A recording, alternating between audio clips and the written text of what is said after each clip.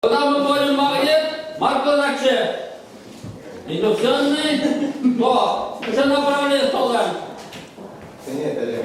По часовой стрелке.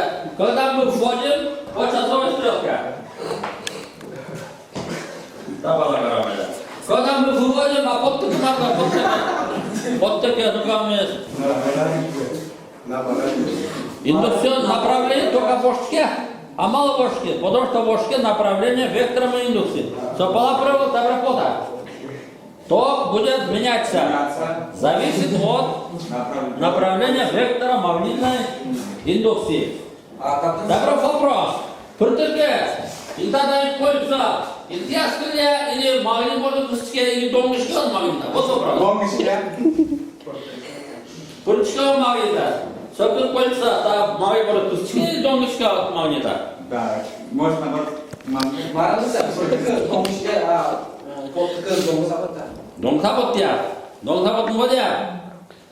Ты получаешь энергию из ничего получается. Ничего,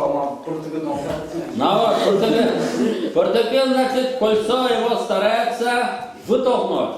А подтеке его старается задерживать. Вот, значит, а тут что же? Вот это была сколько? Когда кольцо не замкнутое,